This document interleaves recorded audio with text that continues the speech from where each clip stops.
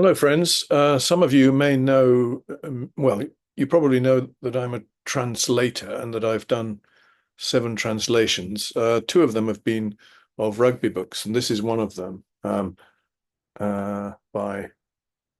Toshiyuki Hayashi, okay, former Japan player. And I've made the translation. Now, let's see, there we are. I was able to use the same cover. Whoops, it's a bit unstable in this particular. Okay, 8 steps to build an invincible team, Toshiyuki Hayashi. All right, and I've even made a smaller version. The one I've just shown you is a 6 by 9 inch version on Amazon, where you can also get the Kindle, and you can actually get a hardback as well of the same size. And this one is a smaller size, cute size from lulu.com. Anyway, enough of the so-called marketing.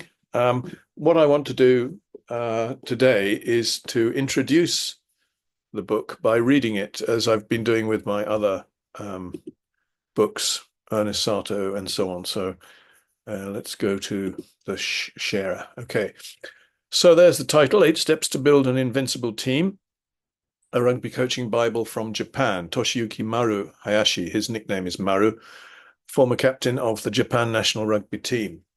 He's very well known. Well, in Japanese rugby, he's a kind of hero, and he's actually leading the HEROES project, which is to encourage young Japanese rugby players, children, to play. I'll probably talk more about that later. Anyway, former captain of the Japan national rugby team, Kobe Steel player. I asked Ian Williams to do an introduction. He's Australian. He's a former teammate of Maru at Kobe Steel. That's me. I translated it. There we are, the copyright shared between the publisher, Maru, and myself. Published in English through Kindle Direct Publishing August last year. ISBNs for the paperback and hardcover. And off we go with the content. So translator's acknowledgements, that's written by me, about the author, introduction, and then we get into the main text. Whoa, my cat is meowing in the background. Oh dear, she wants to go into the cupboard. All right, here we go. And then forward, considering the Scotland Games in 2019 and 1989. Step 1, team building, techniques to develop the strong points of members. Step 2, locker room, techniques to build concentration. Step 3, kickoff, techniques to ignite the fire in the soul. Step 4, tackle, techniques to overcome fear. Step 5, half-time, techniques to reassess the team and yourself. Step 6, attack, techniques to identify the right moment to strike. Step 7, sign plays, techniques to find the strengths of the team as a whole. Step 8, post-match functions, techniques to improve yourself through competition with rivals. And postscript, what the coronavirus taught us about the essence of a team. Okay, so let's never forget that rugby is a team sport. The team is greater than the individual. It's all for one, one for all, in fact. But here's my acknowledgements. The present translation was initially available online in PDF format only from December 2022. The original Japanese book was published by Hakushusa of Tokyo in November 2021 and is titled Josho no Wan Chim wo Tsukuru Yatsu no Steppu. This is the second translation from Japanese to English which I've done relating to Japanese rugby. The first was titled Ultimate Crush, Waseda University Rugby Leadership and Building the Strongest Winning Team in Japan, and was published through lulu.com in 2006. In short, I'm interested in successful Japanese rugby teams and what makes them tick. I'm very grateful to the author, Toshiyuki Hayashi, Maru-san, for allowing me to translate his words and giving me a unique opportunity to learn about Japanese culture, including rugby and language. I hope that readers will find the translation equally stimulating. My thanks are also due to Ian Williams, friend and teammate of Maru, for the introduction. This translation is not just an English text, it is intended to provide a learning opportunity for Japanese and English language learners, which is why there is quite a lot of alphabetized Japanese, Romaji, and some Japanese script, especially keywords and phrases in kanji characters. Furthermore, it is not just about rugby. The author makes it clear that he believes there is much from his rugby experience which can be applied to company and organization management and leadership in the wider society. He also notes in Chapter 8, or Step 8, that rugby as it began in 19th century English public schools was intended as an educational tool to build character and train leaders. This was the starting point, origin, genten, of the sport. Well, having attended a public school and taught in one, I can confirm what he's saying there. I first arrived in Japan in 1988, shortly before Kobe Steel's run of 7 consecutive All Japan Championships began. For me, therefore, Kobe Steel was the dominant team for many years, and the rugby brand was exciting and fast-moving open rugby. Japanese personal names are normally written with the family name first and given name second, but I have not adhered rigidly to this rule. Also, since the title mentions steps, I have decided to use steps instead of chapters for the contents page. All errors are mine. Ian Raxton, August 8th, 2023. About the author, well, there he is. Very good portrait of him, which he gave me to use. Toshiyuki Maru Hayashi. Very good. Very smart. Toshiyuki Maru Hayashi was born in Tokushima prefecture on the island of Shikoku in 1960. He began playing rugby at the age of 13 and was selected at the age of 17 to tour Australia with the Japan high schools team. He played for Doshisha University, then Kobe Steel, now Kobelco Kobe Steelers, and was part of the team which won 7 consecutive All Japan Championships and Company Championships, 1989 to 95. He represented Japan for 13 years at Lock, starting in his 3rd year at university, and at the 1st and 2nd Rugby World Cups in 1987 and 1991.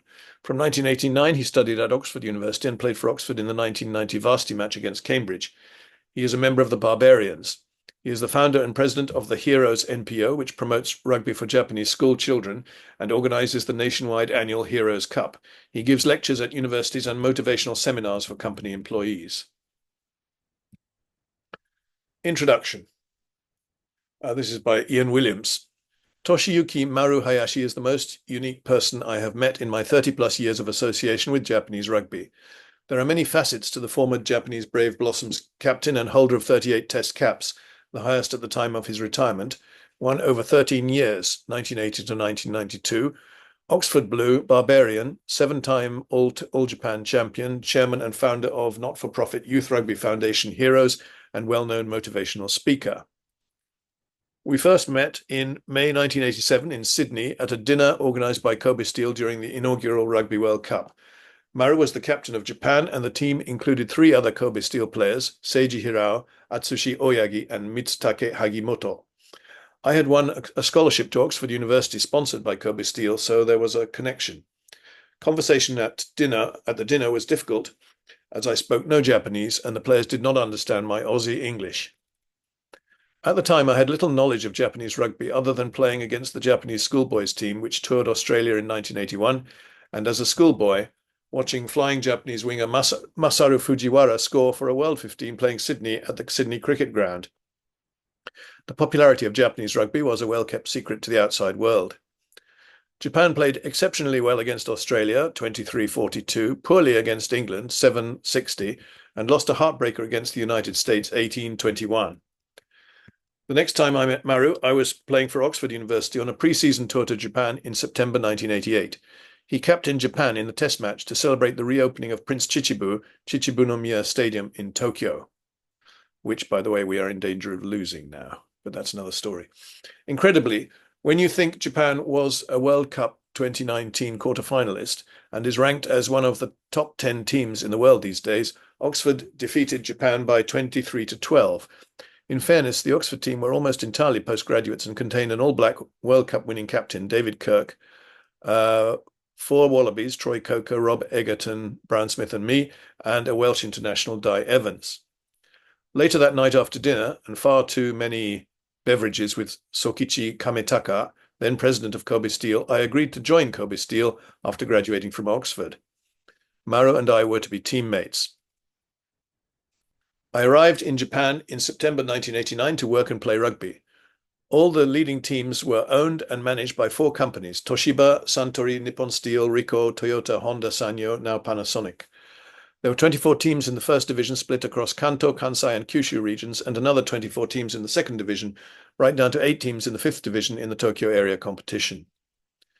The number of teams and the professional training and playing facilities were light years ahead of Australian rugby. The All-Japan final between the company champion and the university champion teams attracted 65,000 people at the old Tokyo Olympic Stadium. By contrast, the famous 1987 World Cup semi-final between Australia and France was played at Concord Oval in Sydney in front of 20,000 people. Quite a thought, that. There is no history of sport, as Westerners would understand the word, and no indigenous team sports in Japan. In fact, there is no word for sport in traditional Japanese language. The closest is taiiku, which roughly translates to physical exercise. The purpose of sport in Japan is not for recreation or enjoyment, but to improve the body and soul through repetitive hard training. Martial arts such as sumo, kendo, and judo embody the important elements of bushido, or the way of the samurai: loyalty, honor, duty, obedience, self-sacrifice, sincerity, self-discipline, humility, and modesty. Some commentators feel, however, that one reason for the relative historical popularity of rugby in Japan compared to some other Western team sports is that the values traditionally associated with the game, team spirit, gentlemanly conduct, one for all for one, resonated with the samurai values first shown to the west of the world by Nitobe Inazo's Bushido, The Soul of Japan, published in English in 1899. Sorry, I just had to let the cat out. Okay. Maru is the only modern-day samurai I have met. His spirit is as pure as the Hokkaido snow and his toughness legendary. He played rugby with every sinew of his body and every ounce of strength and passion, wearing his iconic white scrum cap with the string on the wrong side of his chin just under his bottom lip. Some players played in a way to appeal to the media or for themselves to shine, but never Maru. He always played for the team and was always the first to do the hard work we outside backs disdained. He was a powerful runner with the ball in hand, a fearless defender, a great scrummager, and the architect of the bullet throw at the front of the line out, which dominated at club and international level for many years. That was his idea, was it? Okay. In the 1980s and early 1990s, the wall was a favourite attacking ploy from tap penalties close to the goal line, where 3 or 4 players would turn their backs to the defence and the ball would be concealed momentarily. Maru's approach was simple. He would sprint directly at the wall, then throw himself sideways into the legs of the opposition forwards, knocking them over like bowling pins. Personally, I have a debt of gratitude to Maru that I will never be able to repay. In the 1991 Japan Championship final, we were losing to Sanyo by 12-16. Sanyo had thoroughly outplayed us, but had missed 5 kicks and failed to close out the game. In the 3rd minute of injury time, we attacked from our own 22-metre line. A ruck formed, and our number 8, Ippei Onishi, went by himself on the blind side and was taken in a tackle by 3 defenders. Somehow Maru got to his feet from the middle of the last ruck and drove in hard and cleaned out the defenders, and the ball was presented perfectly.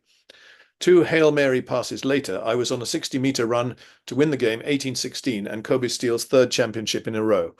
Ultimately, Kobe Steel won 7 consecutive championships and over 70 consecutive games.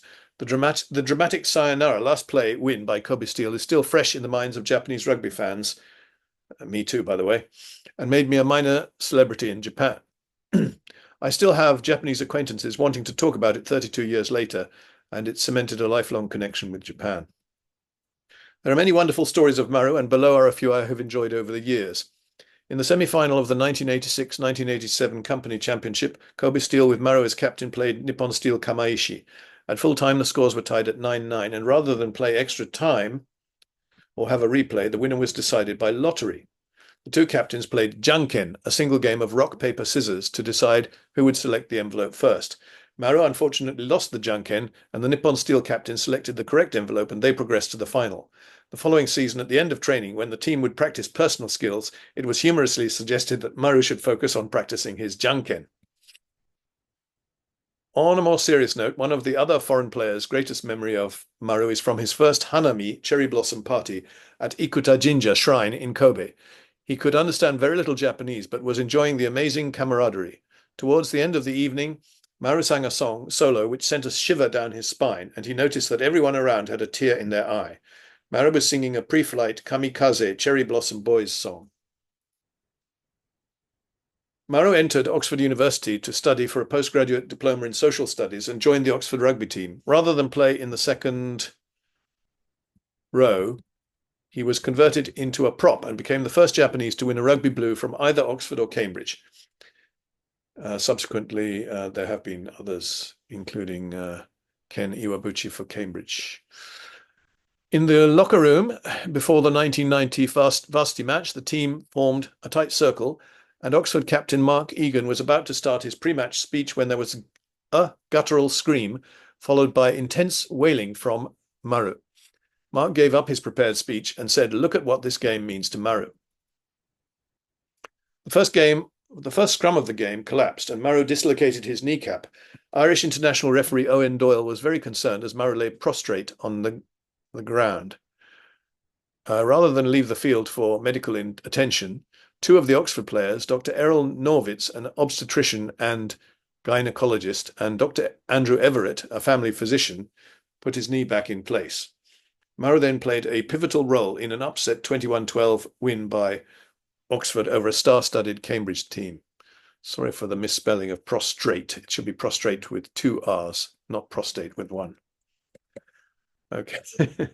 The high regard in which Maru was held as a player is reflected in his being the first Japanese to play for the world-famous Barbarians football club in 1992 on a tour to Russia.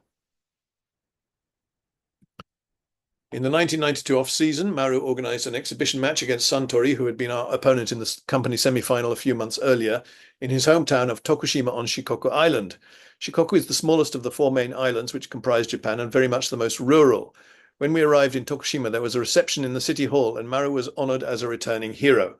From then on, we used to joke that he was the king of Tokushima, like Aragorn in The Lord of the Rings, The Return of the King. One of Maru's main passions is the future of Japanese rugby, and in particular the under-12 age group or primary school level. In Japan, up until 15 years ago, organised competitions for primary school level were rare. There was a big gap in the developmental pathway at the junior level. As a response, Maru founded the HEROES Cup, a not-for-profit organisation, NPO.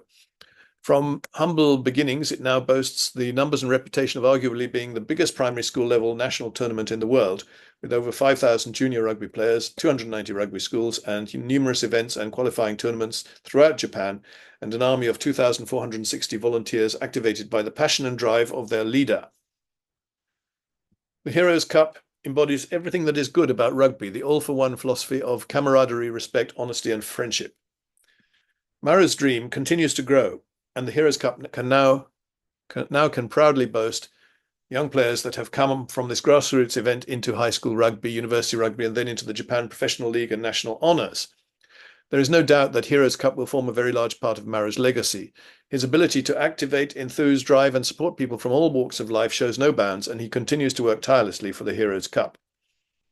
Many rugby players struggle to adjust to life after rugby mentally, emotionally, and financially. Rugby has been their identity for so many years, and suddenly it is gone. Rather than staying at Kobe Steel head office, I admire Maru's decision to follow his passion and join a subsidiary company focused on corporate leadership development and training. His motivational speeches are legendary, and the passion he shows is genuine and from his soul. Business people are always impressed by his ability to distill the underlying principles of success on the rugby field and apply them to business. Teamwork, commitment, dedication, resilience, perseverance, like a modern-day samurai. Ian Williams, Brisbane, Australia, January 2023. I would like to thank former Kobe Steel colleagues Hal Cochran, Reg Clark, Mark Egan, and Simon Wensley, and also Maru's close friend Peter Gibson for their contributions to this introduction. Right, so now we can crack on with what Maru actually wrote. Just a moment, please. Okay, forward. Not forward as in rugby playing forward, but forward as in the first part of a book. But it is a kind of a pun, I suppose.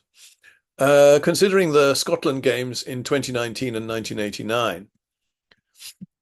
On October 13th, 2019, the Japan national rugby team, the Brave Blossoms, made history. In the last game in the pool stages of the Rugby World Cup at the International Stadium, Yokohama, Nissan Stadium, Yokohama Kokusai Sogo Kyogijo, in Kanagawa Prefecture, Japan beat Scotland and achieved the long-desired result of a place in the quarterfinals for the first time. Japan had won all 3 games up to that point and now stormed into the last 8, securing the final berth. On the day before the game, the Japanese archipelago had been devastated by Typhoon number 19, Hagibis. The Japanese call typhoons by numbers, and the rest of Asia gives them the names. Hagibis was its name. And the final decision to play was not taken until the morning of the game. Nevertheless, a total of 67,666 fans packed the Yokohama Stadium to the rafters in the hope of seeing this historic moment. In the game, even though the Scots, who had reached the quarterfinals in 7 of the last 8 World Cups, fought hard and stubbornly, Iji wo miseta, Japan won by 28 to 21 points, winning all 4 of their pool games and proceeding to the quarterfinals at the top of the pool. On the other hand, for Scotland, it was the first time since the 2011 tournament that they had not made the last 8. Going back 30 years, Japan had beaten the same opponent. In February 1989, the team called Shukuzawa Japan was launched, coached by Hiroaki Shukuzawa with Seiji Hirao as captain. Shukuzawa-san had worked for 7.5 years at the London branch of Sumitomo Bank, now Mitsubishi Sumitomo Bank. He had a profound knowledge of rugby beyond Japan's borders. When he was appointed coach, he returned to Japan and worked as a foreign exchange dealer. At that time, Shukuzawa-san was 38 years old. He was very young for a national coach, and he appointed Seiji Hirao as his captain, who was only 26 years old. In January 1989, Hirao had captained Kobe Steel, now Kobelco Kobe Steelers, of which I was a team member, to its first All-Japan Championship. I was also invited to represent Japan against Scotland in May 1989. Preparation time was only 3 months, but we defeated Scotland 28-24. The victory was achieved against one of the permanent member countries of the IRFB, International Rugby Football Board, which included England, Scotland, Ireland, Wales, France, New Zealand, Australia, and South Africa. There's a photograph of Maru on the field. The author, in his trademark white scrum cap, takes the ball up for Japan against Scotland at Chichibunomiya Stadium, Tokyo, in 1989, with his Kobe Steel teammate Atsushi Oyagi beside him. Historic ground, Chichibunomiya, named after the Imperial Prince Chichibu. But there are plans to scrap this stadium and create a kind of box in which an indoor stadium with only 17,000 capacity, I think it is. I'm not in favor of that, as I've said on another video elsewhere. In the following year, 1990, Scotland won the then Five Nations Championship between England, Scotland, Ireland, Wales, and France, winning all its games, so the team was at its peak. However, at the time of the game against Japan in 1989, a British and Irish Lions tour was going on in Australia, which meant that some of the main members did not come to Japan. So, for example, Gavin Hastings wasn't there, and Scott Hastings. By the way, of all the test matches, international games which I have played, the one against Scotland described above may be thought to have been the highlight. But in fact, this was not the case. 3 years earlier, in 1986, I had played against the real Scottish team at Murrayfield. At that time, even though we lost 18-33, we scored 3 tries in succession, which surprised the home fans, and I'm still proud of that. Anyway, whatever was the level of the team, it is a fact that we won in 1989, and when I came out of the locker room after the game and saw the joy in the faces of the fans, I was really moved. I took a long time signing autographs for them, and I remember Shukuzawa-san came to fetch me. 30 years later, in 2019, Japan again defeated Scotland, but in 1918, the preparation time was short, and we were not a professional team, just an amateur one. Our only 2 foreign players were Sinali Latu and Nofomuli Taomoe-Folau.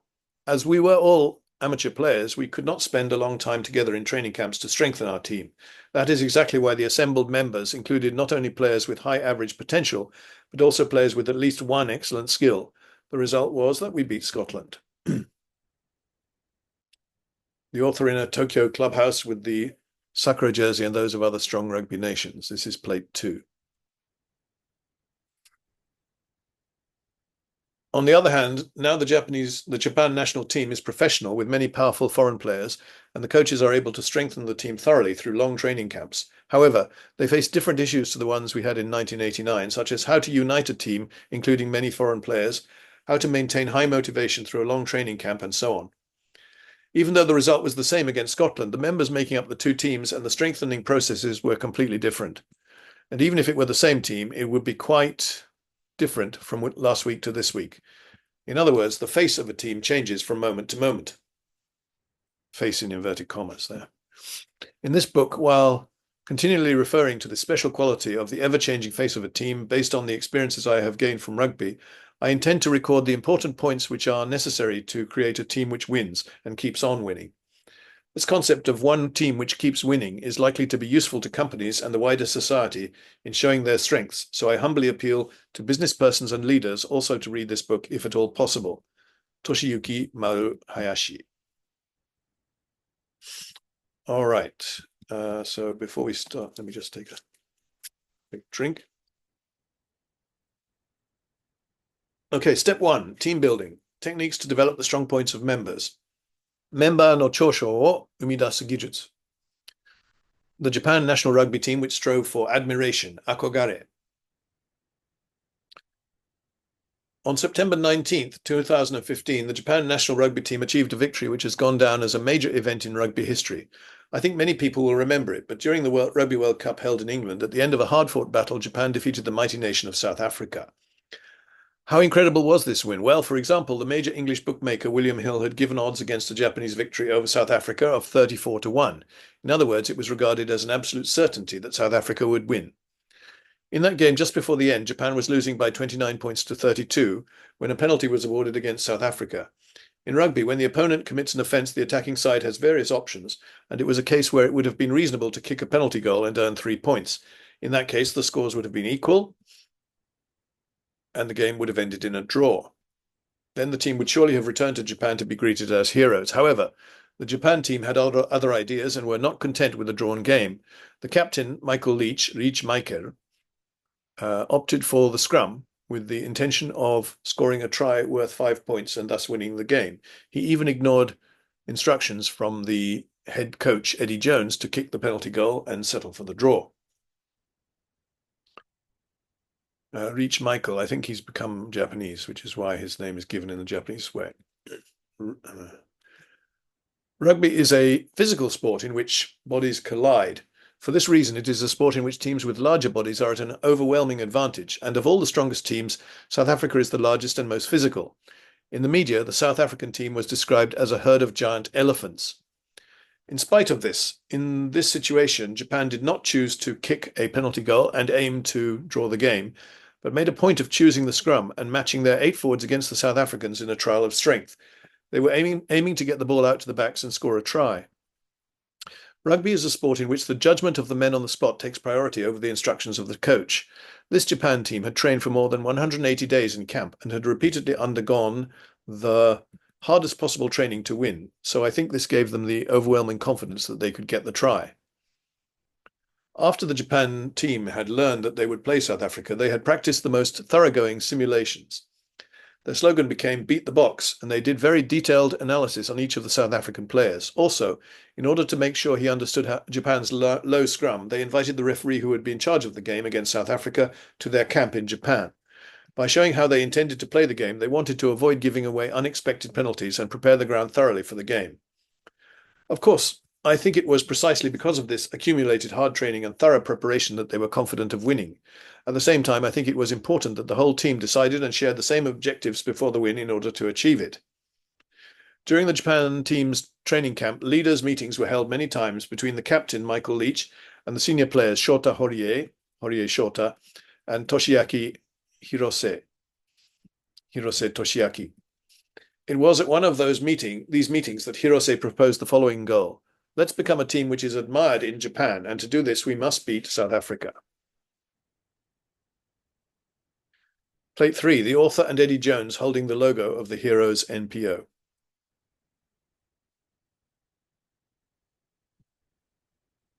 Of course, Eddie Jones is now the coach of Japan once more. It had already been decided that the 2019 Rugby World Cup would be held in Japan.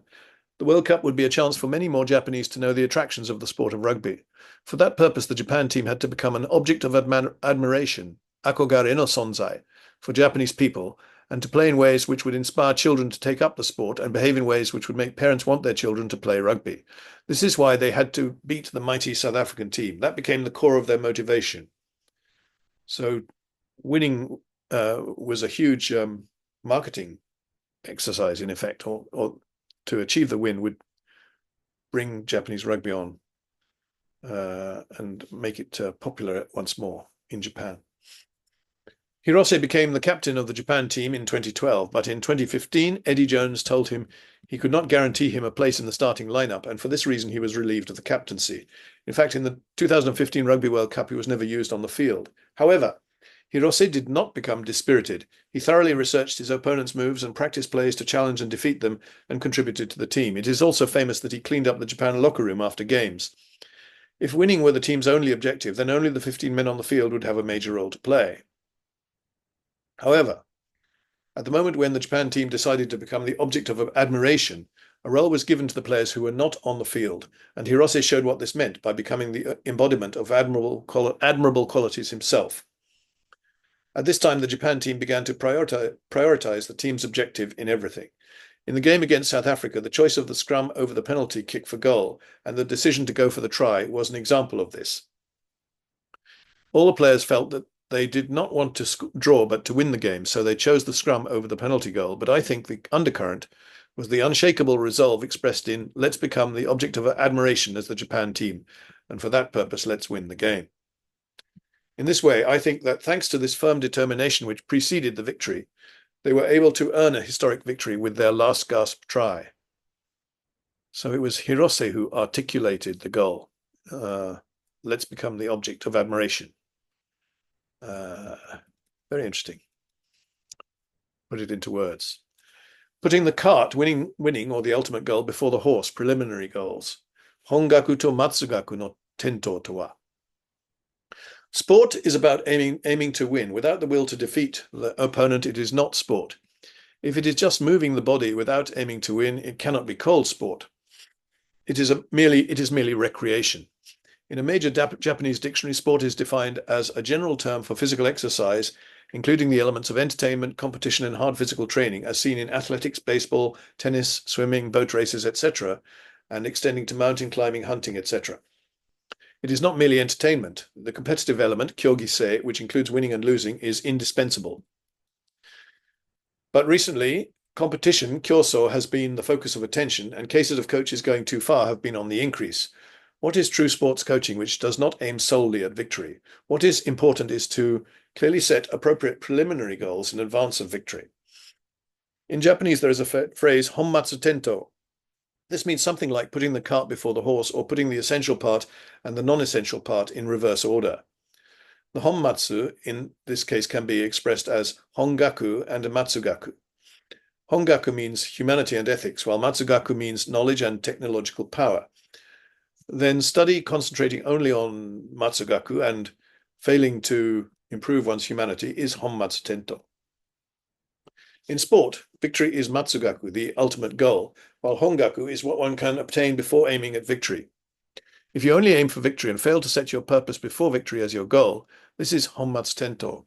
From this we see that a coach's ability is shown in the way he sets his goals before the victory. On the other hand, recently there has been a movement to revise this kind of doctrine that winning is everything. Shori shijo shugi. But that also seems to have gone too far, and I feel that there is a tendency to deny competition itself. I founded the NPO called HEROES, and I am planning and organizing the nationwide HEROES Cup for primary or elementary school rugby players. It is intended for all children at rugby schools throughout Japan. We have preliminary rounds in each area in the autumn, and in the winter, the winning teams from the pool stages assemble for the final tournament. Again, as part of the NPO's activities, we hold Rugby Terakoya, rugby training camps. Terakoya is a private temple-based elementary school from the Edo period throughout Japan and sometimes in Kyrgyzstan and Uzbekistan. I wonder why Kyrgyzstan and Uzbekistan. Interesting. Group photograph at a Rugby Terakoya. Plate 4. Regarding the Heroes Cup, it is sometimes criticized as a tournament which decides the number one team in Japan on the basis that it is promoting winning is everything. But we, the management team, have absolutely no intention of encouraging the children to pursue only victory. What is important is that the team's coaches should properly explain to the children the goals which should be achieved before winning and promote team building in this way. Our management team's role is to create a place, ba, where the leaders, mentors, shidosha, can establish their goals. How they use that place depends on the leadership qualities of the director, kantoku, and the coaches. A common criticism of the Heroes Cup is that it creates elite teams which only aim for victory. So if a child is not selected, he is unable to play in any games. However, teams are quite free to play as they like. Some teams make sure that all of their registered members play in their games and are successful with this method. What is required of the leaders is not teaching how to make the team win, but teaching what can be gained from a loss. Fighting for victory to the bitter end, but after losing, what can be learned from losing? This is what the leaders are supposed to teach. That is precisely what leadership, Shidoryoku, is. There are no winners who do not know what it is to lose, nor are there any successful people who have never experienced failure. The important thing is to learn what one can from a loss. That is why competition is indispensable. The Heroes Cup is the place, ba, where one can experience these things. If leaders and guardians set too much store on winning, some children are unable to play games, and those who do not play enough are neglected. This is unforgivable. If all the children cannot compete and discover values from doing so, this is indeed putting the cart before the horse, honmatsu tento. What can be learned from the Sony company message? This kind of putting the cart before the horse also tends to happen in companies. By offering goods and services to customers, they create sales with the purpose of making profits for their organization. If they cannot make a profit, they cannot pay the salaries of their employees, nor can they pay corporation tax. This kind of company will soon go bankrupt. Does this mean that if a company increases its profits, all is well? The answer is no. For a company to make a profit, it must either increase its sales or reduce its costs. There are only these two ways. But if a company seeks to reduce costs by making goods using cheaper raw materials or an unfairly cheap labor force, it is bound to be criticized by the wider society. In that case, the company's image will suffer great damage. For a company also, the preliminary goals before making a profit are important. Making a clear contribution to the world is what is demanded, and thus increasing the company's profits and ensuring the company's permanent existence through its activities. For example, if you look at the Sony corporate website, the message which jumps out is to fill the world with emotion through the power of creativity and technology. This is exactly the goal which Sony aims to achieve through its company activities, and it is what motivates the company's employees. If Sony only seeks profits and the world it wants to create before profits is ignored, the most talented employees may leave the company. In that case, the company will be unable to make excellent products and the attractions of the company may be greatly reduced. For a company, profit is matsugaku, the final goal. And the world which it wants to create before this is the hongaku. And I firmly believe that the only way to raise the value of a company is by pursuing hongaku. The setting of goals and mindset which are more important than victory. Whether in sports or business, the setting of the goals, hongaku, and communicating them to the members is the responsibility of the leader. Goals are hongaku, but I'm using this word in the sense of purpose, mokuteki. And purpose and target, mokuhyo, are different. The mokuteki expresses the direction in which the team continues to go, while the mokuhyo is the expression of the process of heading for the mokuteki in numerical values. In the 2015 Rugby World Cup, the Japan national team had the purpose, mokuteki, of becoming the object of admiration, akogare no sonzai, of many people. The team's single-minded pursuit of this purpose moved many people and their sympathies were aroused. That was exactly the state of the Japan national team. If they had not fought so hard, karera no gambari ga nakereba, I do not think the 2019 tournament in Japan would have succeeded. On the other hand, if a mistake is made with the setting of the purpose, the direction of the team will become unclear, and this may lead to disaster. In 2018, in the Japanese universities, in the Japan universities American football world, a very unhappy incident occurred. The coach of a very strong American football team from the Kanto area instructed his players to perform a dangerous tackle on a player from a rival Kansai team. In my playing days, I myself was given the nickname Wrecker or Destroyer, Koashiya. As I put some players in hospital, it was a name given to me by the people around me. I myself was proud of the nickname, but my creed was that I played hard but never dirty. Dirty play in rugby is, for example, when in a ruck or maul, a player out of sight of the referee punches or tramples on a player of the opposing team. I myself have been on the receiving end of this kind of dirty play. However, even if you are punched or trampled on a little, it is never serious damage. The kind of tackle which rugby players most dislike is a frontal tackle which hits the solar plexus, mizo-ochi, very hard. If you are not prepared for this tackle, the impact is enough to take your breath away. However, this play is not actually against the rules and is not penalized. I have always tried to execute this kind of tackle. Even if such inappropriate and sly kosokuna play as punching or trampling an opponent is used, you cannot injure your opponent. I felt this firsthand on my own body. If you commit a hard frontal tackle, you will damage your opponent, and I think the nickname Wrecker was acquired from my repeated tackles of this type. If you want to be a player who is most disliked and feared by opponents, you have to repeatedly execute hard tackles which are naturally within the rules. In the case of the vicious and dangerous tackle by the University American football team, I wondered what on earth the coaches of this team had set for their players as goals, mokuteki. Sports at university are different from professional and company, shakaijin sports. I think the purpose should be education. Surely the mission of university sports is to form human character through sport. This problem of the vicious tackle occurred because the coaches set the wrong goals for the team and was the result of a great deviation from how university sports ought to be. Depending on the goals set by the coach, the state of the team will change through 180 degrees. Depending on whether you set winning or character development, ningen kyoiku, as the objective, the mindset, kokoro gamae, of the team will change through 180 degrees. The unfortunate incident would never have occurred if the coach's goal had been to form and develop character through the sport of American football. The state of a man's soul, kokoro no ario, cannot be seen with the naked eye. However, to improve the condition of that which is invisible, there is daily hard training in sports. If winning is the goal, the hard training will be only for the purpose of winning, and for winning anything is permissible will be the theme. Then the disciplining of the soul, kokoro no kunren, will be impossible. To achieve growth as a human being, to become the hero of your own life, your character is forged through sport. Then with others who have chosen the same sport, you cultivate your character, sessa takuma, through games. Your soul is swayed, yusaburare, by victories and defeats, and you experience values which you can only get from games. Sensitivity, feeling, kansei, is developed only when your soul is swayed. If your soul is rigid and inflexible, sensitivity will not be developed. I even think that the purpose of sports education is to develop sensitivity. Then the place, ba, where you compete with your opponent, which is the game itself, is the greatest stage for developing sensitivity. Winning and losing are both precious experiences. By knowing the essence of losing, you may become a winner, and by the experience of failure, you may come closer to winning. In other words, how to apply the experience of a game to a team and what message to send to the players is the point where the skill of the leader or coach is tested. Excuse me. You don't have to beat the All Blacks right now. I have already explained that when building a team, it is important to set a goal before winning and losing, but first, the players must all have the feeling that they want to win as a team. At this time, the question, why do you want to win, must be asked by each of the players, and this will connect to the goal which must be set before winning and losing. Then the players must each ask themselves questions such as, why do you play rugby for the Japan national team? Or why do you play rugby for Kobe Steel? They must question why they belong to the team. If you were the coach or team leader, first you would have to take the initiative and ask these questions. If the coach or team leader does not investigate the why thoroughly, if the members cannot say what they are trying to achieve as a goal before the contest, they cannot grasp the significance of playing the game.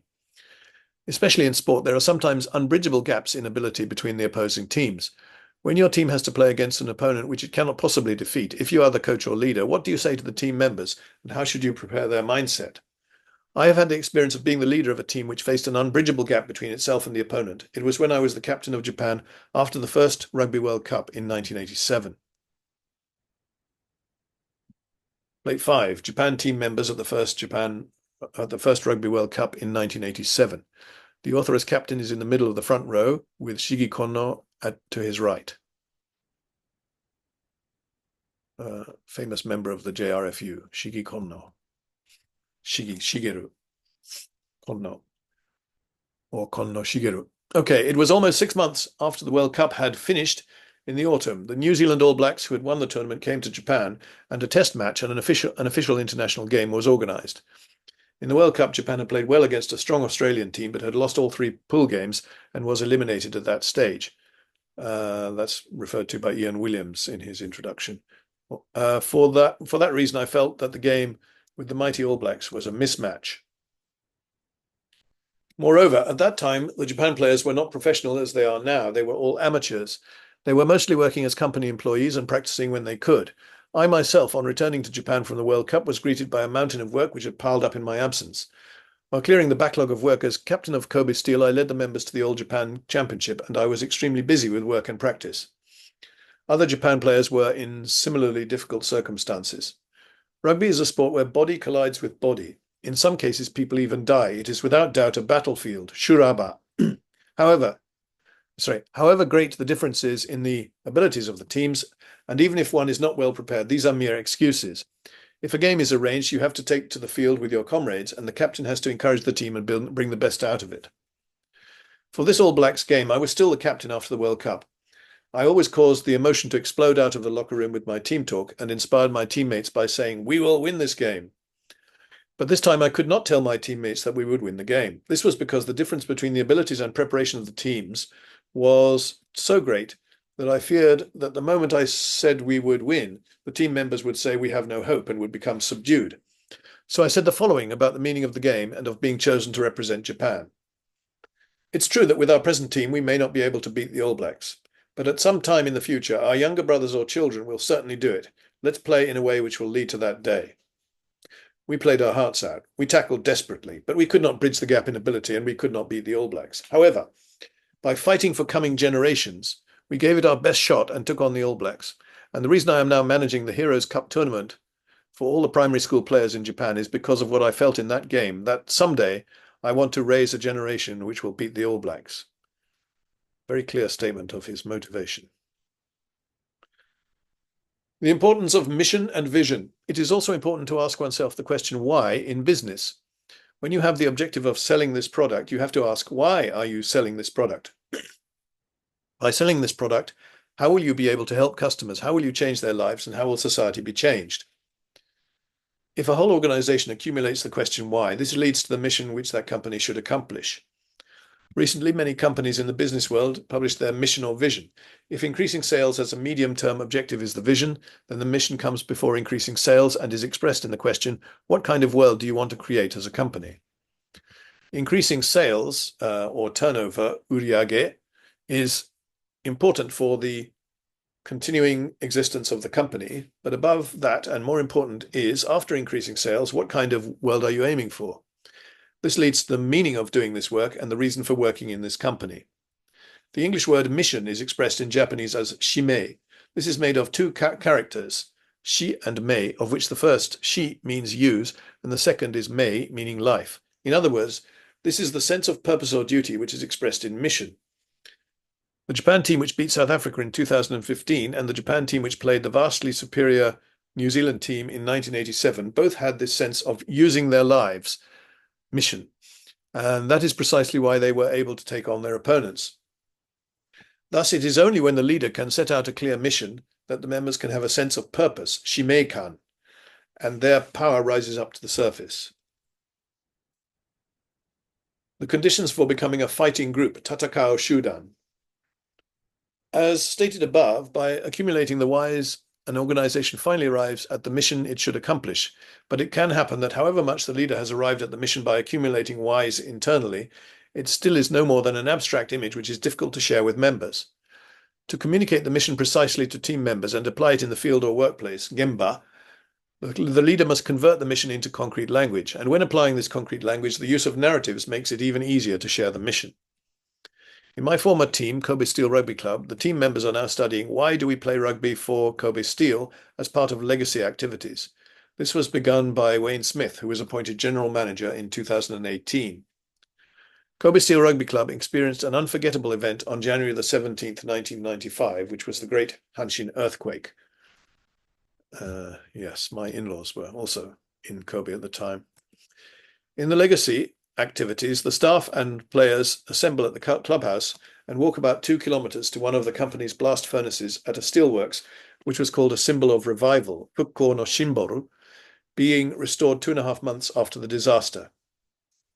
After that, in a conference room at the steelworks, they look at images of the restarting of the blast furnace and hear the stories of the people who made great efforts for the restoration, and they go to the place where the blast furnace is being demolished.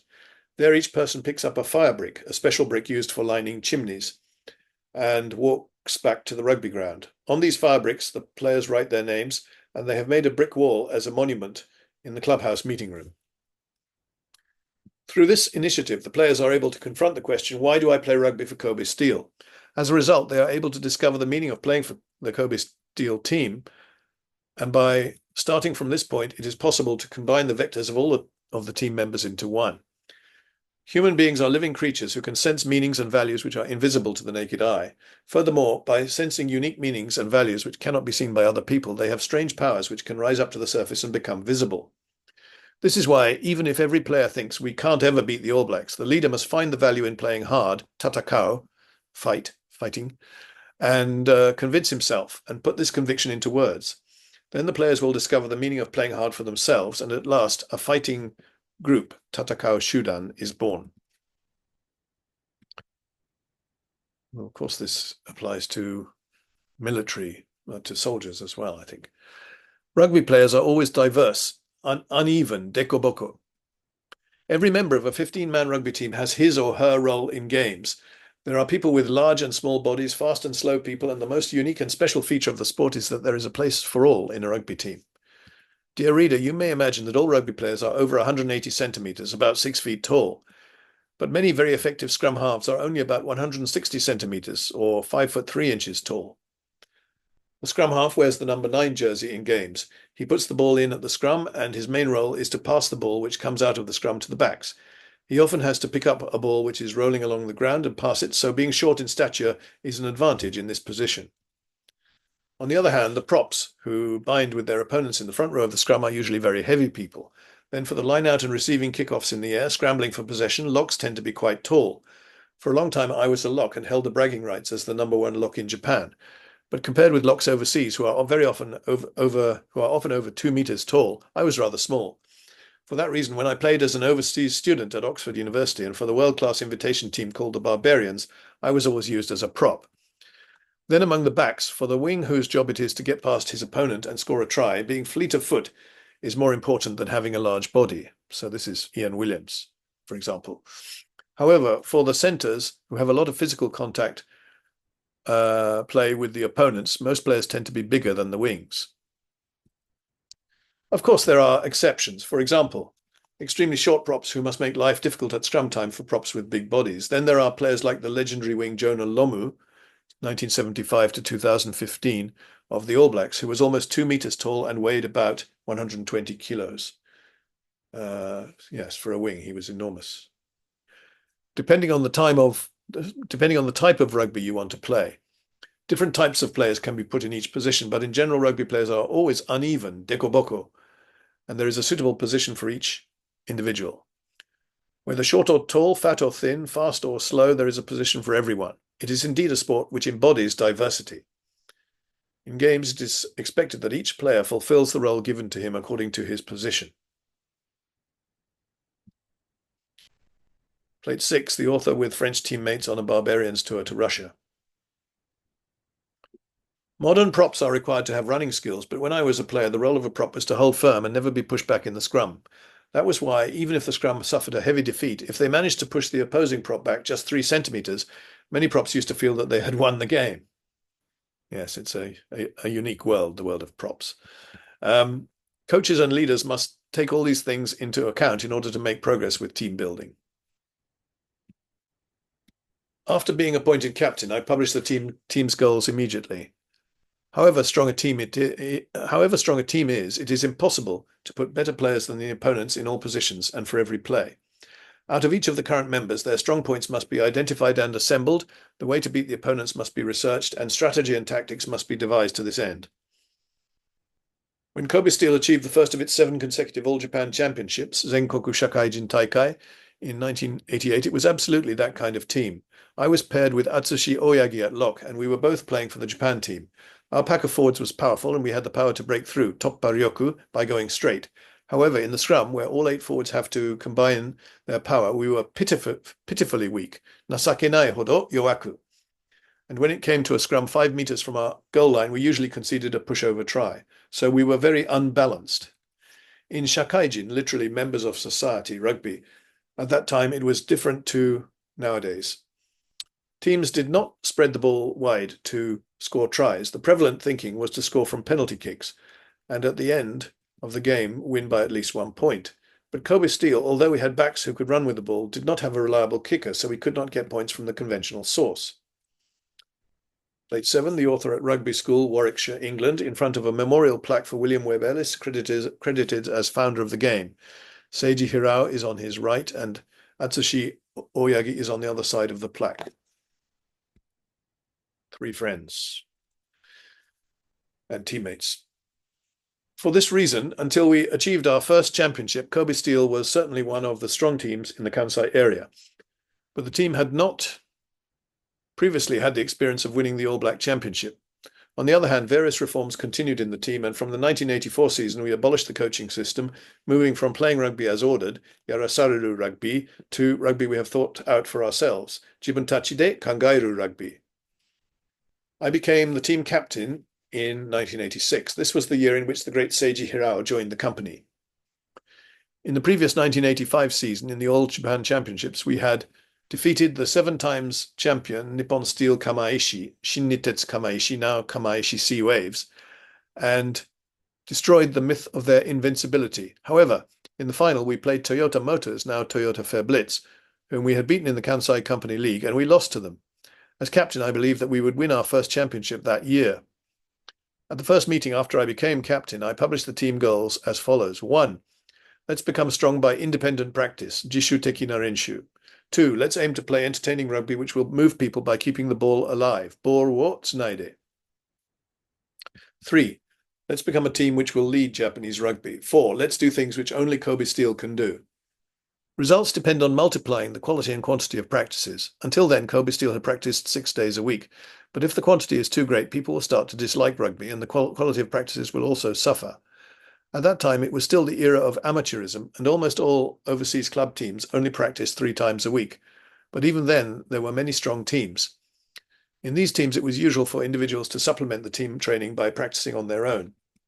For this reason, when I became captain of Kobe Steel, I reduced the number of team practices to 4 days a week. In the 1986 season, Kobe Steel got to the semi-finals of the All Japan Championship, where we again had to face Nippon Steel Kamaishi. In the previous year, Kobe Steel had stopped Kamaishi from achieving its 8th championship, and we had many hard and close games with them. This game was no exception, and it finished with a 9-9 draw. Then, as a result of drawing lots, Kamaishi proceeded to the final. The merits and demerits of doing away with the coach. In the following year, 1987, the first Rugby World Cup was held. I was very busy and hard-pressed as captain of Japan, captain of Kobe Steel, and holding down my regular job. In this year, I continued with team reform. As part of the evolution of independent team management, I chose a number of leaders from among the players and abolished the coaching system.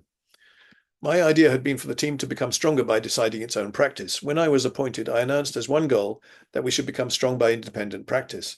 This should have been a great step forward towards this goal, but the result of this reform was to cause suffering to me. In fact, at that time, there were many big games, including the World Cup and an all-black tour to Japan, and an old injury to my left knee gave me trouble again. I had water build up on the knee, a so-called knee effusion, many times.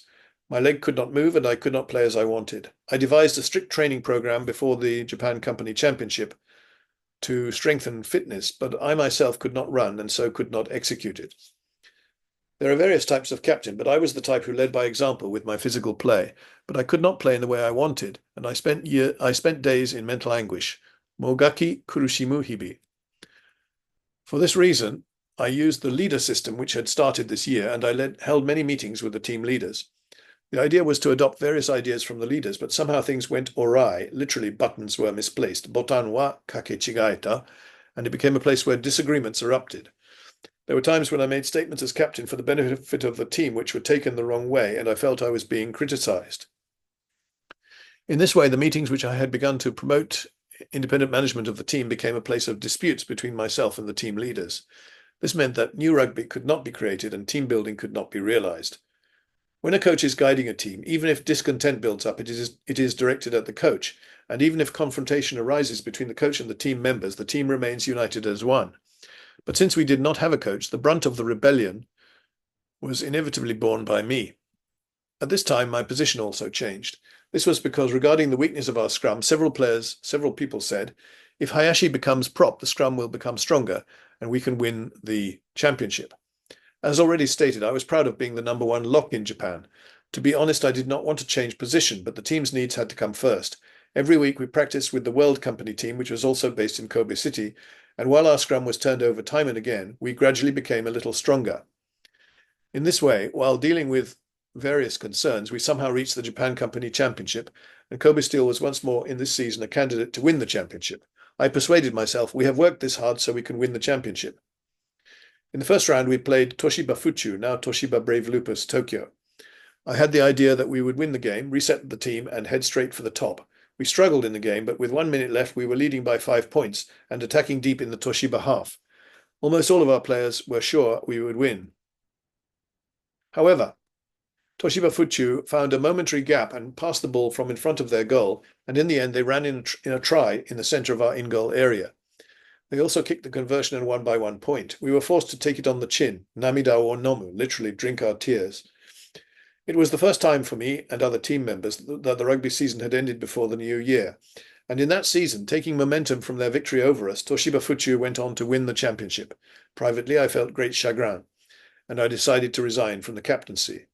Then I handed over the captaincy to Seiji Hirao as my successor. In 1988, Hirao was in his 3rd year at the company. There were many team members who were older than him, but I nominated him as captain.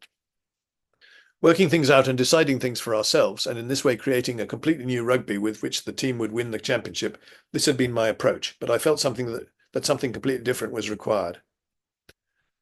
Techniques for making the best use of members' strengths. As stated above, in rugby the players' roles are completely different according to their position. My position as lock was the nucleus or core, kaku, of the forwards. In dense plays such as mauls and rucks, I had to fight for the ball and lead the team by putting my body on the line, karada wo haru. But Hirao played in the backs as a standoff, controlling the game. Shireito, literally a control tower, leader. His role was to read the flow of the game and structure it, watching the forwards compete for the ball from the rear. In the season when Hirao became captain, I returned from prop to lock. However, our team had still not overcome the problem of a weak scrum. In rugby, when the ball is dropped forward, a knock-on, or thrown forward, the game is stopped for these errors and play is resumed with the scrum awarded to the opposing team. In the case of a knock-on or throw forward, the ball not only goes to the opposition, but the number of scrums increases, which for Kobe Steel at this time, with its poor scrum, made it difficult for the team to gain the upper hand. That is why from that season, Kobe Steel made a special effort to cut down the number of knock-ons and throw forwards. Also, we still did not have an excellent kicker, who could accumulate points from penalty goals. In this situation, we were aiming to be the top team in Japan, so our only chance was to become a team which could score tries. This was putting into practice one of the goals which I had set when I was appointed captain, namely to play entertaining rugby, which will move people by keeping the ball alive. Of course, we also had the policy of strengthening our team by strengthening the scrum and training a kicker, and thus overcoming our weak points. But to achieve results, the short time period of just 1 year was not enough to tackle the team's problems with radical solutions. In this situation, Hirao placed the 3 Japan players, Oyagi himself and me, at the centre as a leadership group, and concentrated on improving individual strengths to the maximum with the goal of making a team which can score tries.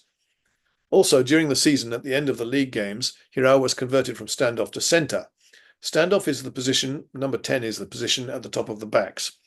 He receives the ball won by the forwards and decides the shape of the attack, kick, pass or run himself. He must decide which of these options to take in an instant. However, it is also possible to shape the game from the position of centre. If the standoff receives the ball from the scrum half and passes it to the centre, then the wing is next in line with the role of try-getter, try-scorer. Moving from standoff to centre, Hirao chose to be closer to the place where the try was most likely to be scored. How could we maximise our present playing strengths? In this season, we considered this question very thoroughly. As a result, Kobe Steel won our first championship in this season. Plate 8. The author holds the award certificate for the first championship, V1, high, as his teammates applaud. When it was time to receive the award certificate, shoujo, at the prize-giving ceremony, Hyoshoshiki, this was supposed to be Hirao's role as captain. But because he knew how I had suffered up to this point, he said to me, Hayashi-san, you go and receive it. At first I declined, saying, what are you saying? That's not my job. But Hirao replied, urging, only you can receive this award, Hayashi-san. Everyone wants you to receive it. So that is what I did. I received the certificate with a flood of thoughts and emotions and held it high above my head. I remember large drops of tears streaming down my face as if it was yesterday. What Kobe Steel Rugby can teach about inspiring innovation, kakushin. Let's transfer the events which led up to Kobe Steel Rugby Team's first championship to a company situation. First, we abolished the positions of director or manager, kantoku, and coach, and decided the team leader from among the players. We wanted the leadership to be from the team itself. If it were a company, it would mean handing authority down to the workplace, gemba, improving communication and the speed of decision-making. If problems occurred with this structure, they could be swiftly dealt with at the workplace level. The game of rugby consists of the decision-making of the 15 players on the field. The game situation changes moment by moment, but when things come unstuck, hokorobi, if they are neglected, most of them develop into major problems, and in the end, there is a risk that the game itself will collapse. But if the decision-making is always close to the field and rapid, in a real game, the problem can be quickly addressed and solved. Tsukuro. Now we are in the so-called VUCA era, VUCA era, where V stands for volatility, U for uncertainty, C for complexity, and A for ambiguity. In this era, the future is hard to predict. This may be similar to the ever-changing game situation in rugby. In fact, in the business world also, it is said that if decision-making is done far from the workplace, it is difficult to take measures which are appropriate to the trend or flow of the times, jidai no nagare. In the process of team building, it is very important to create a structure which can execute decision-making speedily. When I was captain, I had various hardships, but I think that the structure which was created at that time was connected with Kobe Steel's subsequent run of 7 consecutive championships. Kobe Steel's first championship was not achieved simply by building a team overflowing with power. We aimed to be the #1 team in Japan by good use of limited resources. When I was appointed captain, I declared one of our goals was to become a team which will lead Japanese rugby. After that, we won the championship under the captaincy of Hirao, and then we won 7 consecutive championships, so I think we achieved that goal. Abolishing the coaching system, which is the norm for every sports team, not only rugby teams, and eschewing the method of accumulating points through penalty kicks used by all company teams, we aimed at moving the ball and scoring tries. At the time, it was not a word on everyone's lips, but I think Kobe Steel Rugby Club brought innovation, kakushin, to Japanese rugby. However, if our scrum had been strong and we had a reliable kicker who could score penalty goals, we might have chosen a different strategy, tatakai kata. It is possible we would have accumulated points from penalty goals like other teams. But if we had played like other teams, we would not have had a great impact on the Japanese rugby scene, and I firmly believe we would not have achieved our 7 consecutive championships. At this time, Kobe Steel's challenge was to realize innovation in unstable conditions, and I can say we embodied this. It is not about hunting for new talented people, but publishing the goals you want to achieve with your current teammates, discovering the strengths of each person, and moving forward without fearing strife. If that is pursued consistently, innovation will be the result, and I think a strong organization will grow. One for all for one is the Japanese concept of harmony, wa. There are many sayings which express the mentality of rugby, but I think most readers will have heard one for all for one at least once. I now think this phrase is at the heart of team building. I would emphasize now, because there was a time when I was troubled as to whether this phrase was correct. One for all is fine, but as for all for one, I wondered if it was worth paying attention to. I thought that putting this into practice would create a very inefficient organization. So I used to interpret it in the following way, not that it was all for one person, but all for one objective. However, I have since revised my opinion, and I think it really does mean everybody for one person, and that this is for the best. I have come to think that if the organization is not full to the brim with good intentions, then it will be hard to get good results. But it is easy to say one for all for one, but much harder to put it into practice. This is because to act not for oneself, but for others, you first have to throw away your ego. I think it is only by abandoning your ego and having feelings of gratitude that you can really act for somebody else. And the greater your feeling of gratitude, the more you will want to do something for another person. In this way, a virtuous circle is created because the person for whom you do a good deed will feel gratitude and will want to do a good deed for somebody else. In other words, the more you want to do a good deed for another person out of gratitude, the more public your existence as a human being will be. The end of a rugby game is called no side. Until then, the players' bodies collide and they fight to their limits.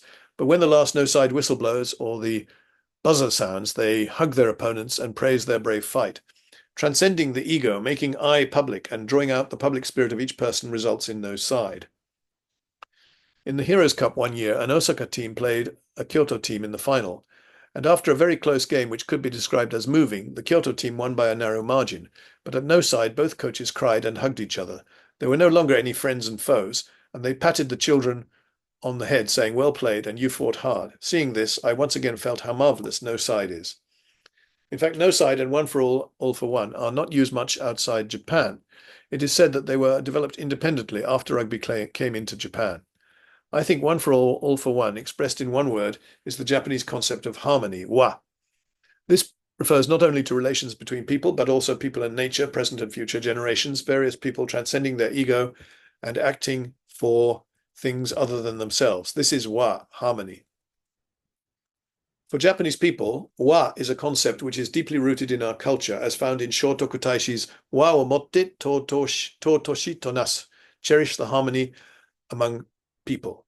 And it is contained in the 17-article Constitution, Junanajo Kempo. This concept rises far above the present global standard. The kanji character wa can also be read yawaragi, softness. Strong power also usually promotes a strong reaction, but wa means accepting everything with the power of softness and keeping the reaction to the bare minimum. People who cannot feel gratitude cannot experience the feeling of one for all. Seeking to return a kindness, or in other words, hoon, gratitude, is necessary. In companies, it is for the customers that the employees all harmonize and work together. Recently, SDGs, Sustainable Development Goals, have been adopted by the United Nations, and by 2030, the international aim is to create a sustainable and better world. Each country and all companies are striving for this. The philosophy of wa, rooted in Japan, already includes these ideas. Japanese companies should take the initiative, and I want them to spread this way of thinking throughout the world. Of course, it is also very important for team building that the mentality of wa be understood and felt by team members. And that, friends, is the end of step 1 or chapter 1. And you can see step 2, but I'm not going to read that now. I will take a break and stop the share, and I will be in touch later. So, goodbye for now. Take care, and till we meet again.